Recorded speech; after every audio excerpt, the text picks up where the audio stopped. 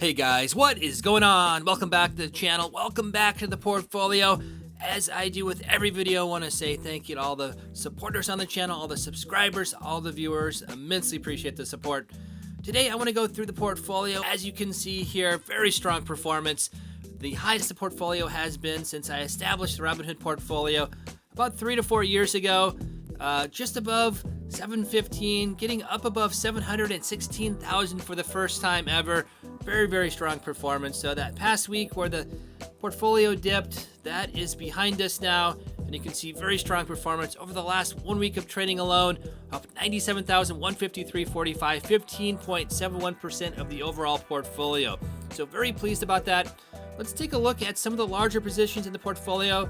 What's accounting for that nice return today? You can see all the options contracts up on top here.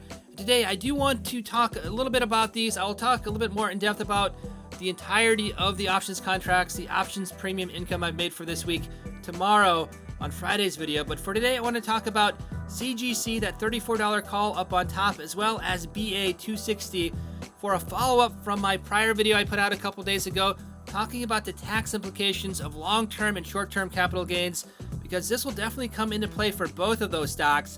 I'm hoping, or at least I'm okay if I sell off CGC at $34. I'll have a nice swing trade. I think it's about $23,000 for that swing trade. But for Boeing, if I do sell that off, I'm going to be selling that off under a year of holding that stock. So I may potentially have to pay 2 times the amount of tax on that. And currently, if it sells off for $260, I'm looking at just over a $93,000 swing trade. So I don't want that to sell off. If I do, it'll cost me essentially about $18,000 in additional taxes. If I just wait a few weeks, I can half that. And we'll go through and talk about exactly what I'm referring to. But let's go down to the portfolio just for a quick overview of the stocks that performed very, very well today. First here, BA Boeing, the largest holding in the portfolio currently. You can see currently 251.74. Over the past 1 week of trading, a very good performance, up 9.93%. If we take a look at the longer term perspectives here, it's definitely been trending up since it had that very big dip with the start of the coronavirus pandemic here back in March. You can see very, very good performance. I do not want this to sell off, and the reason for that is because I have this stock in the portfolio for less than 1 year. If I sell it off, I'll be subjected to short-term capital gains versus long-term capital gains. And just as a reminder, I'll bring up the graph here. You can see the tremendous savings you have at tax time. If you essentially hold the stock longer than the year, you can save a lot of money by simply doing that, not holding off. Like I said, if I do sell off at $260, this will be about a $93,000 swing trade, and I'll have to pay $37,000 if it's short-term capital gains, but if it's long-term capital gains, it's only going to be $18,000. So essentially, I could save myself $18,000, and that is a lot of options premium. That is a lot of growth in the stock that will need to happen just to make that up. So I do not want to sell this off, but currently it's very close to that sell-off price of $260, currently $251.74. But very strong performance today. Let's go further down in the portfolio. Let's go to Tesla. Tesla has also been doing very, very well after a very large drop. It's definitely been rebounding quite nicely here. Here you can see from pre-market all the way through trading today, up very nicely here, $31.54, $4.72, briefly getting above $700 here for a couple hours. Definitely trended down here in after hours trading. But if we take a look at the longer term perspective, you can see that big drop here earlier in the week, 1 month. You can see that here, down 18.29%. So it definitely has been rebounding here a bit. I do have quite a few call contracts, which I'll discuss tomorrow. But on the bottom there, you can see total return today, 10,036, 4.48% of the overall portfolio. Let's go down to the other stock I want to talk about today. Another very large holding in the portfolio. I would argue probably the riskiest stock in the portfolio. This is a cannabis stock, one of the larger players in the cannabis space, Canopy Growth. CGC, you can see here today up $2.37, 7.43%. If we take a look at the longer term perspective, kind of an up and down pattern. 1 week it's up 10.04%, but over the last 1 month it's down 22.43%. And as I talked about on my last tax video, definitely made a mistake here. I should have put an order in to capture some of the gains here before it pulled back. So I could have had a nice swing trade here.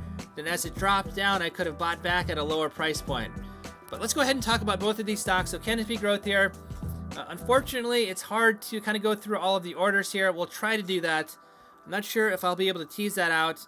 One of the problems with the Robinhood application is you can't see your tax lots. And what a tax lot is every time you buy a stock, there's a date that's associated with that purchase.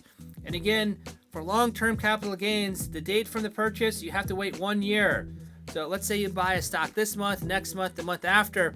Those will each have different dates for the long-term capital gains. Each of those will be required to be held a little bit longer in order to get to a year. But in Robinhood, you can't tease that out. In Robinhood, it simply shows, let's go back here up to the top, what your holdings are.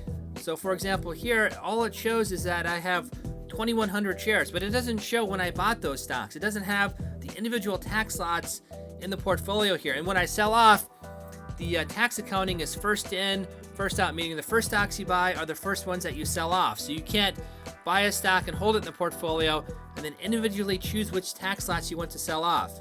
And if you're kind of confused about the tax lots, I can do an updated video on that as well. But it's very important at tax time because there are some stocks you may want to keep in the portfolio longer term to accumulate holding for over a year before you sell off. There may be some stocks you simply want to do swing trades, buy it today, sell it tomorrow. Unfortunately, you can't do that currently in Robinhood. But let's go ahead and take a look to see in the history here orders. Unfortunately, they have the call contracts and put contracts in here as well, so I don't think I'll be able to find the orders on the stock here. But anyway, most of the purchases were last year in January. There are 100 shares that were purchased in March. And again, I know this because I have a spreadsheet on my computer tracking each of these individual tax lots. This is really what I base a lot of my decisions on to sell. So for this stock here, you can see the average cost $22.31. If I sell off at $34, I've calculated that the swing trade will be about $22,000. So I'll have to essentially pay the long-term capital gains on that for 2,000 of the shares. 1,000 shares will actually have the yearly long-term capital date on the 13th. Unfortunately, tomorrow will be the 12th, so I'll miss that by 1 day, but it's only 100 shares. That swing trade will be about $2,100, so it's not insignificant. That'll cost me a few $100s because I did not hold for over a year, but the majority of the holdings will be over a year. So instead of paying, for example, let's say that top tax bracket, again, here are the numbers. Instead of paying 40%, I can pay 20%, so saving half of the money that I would have to pay at tax time by simply holding this for longer than a year. And again, this is a great example because 100 shares, the 1 year holding date will be the 13th. Unfortunately, I'll sell off on the 12th. That 1 day difference will cost the portfolio hundreds of dollars, probably about $600 if this stock does sell off. And currently, it's above the call price here for tomorrow. The expiration date for the contracts for tomorrow, if it's above 34, I have to sell off at 34. So that may cost some money, but that's insignificant compared to Boeing. So if we go back up to Boeing here, I have a much larger holding in Boeing, and unfortunately, most of these will be short-term capital gains if it does sell off on Friday.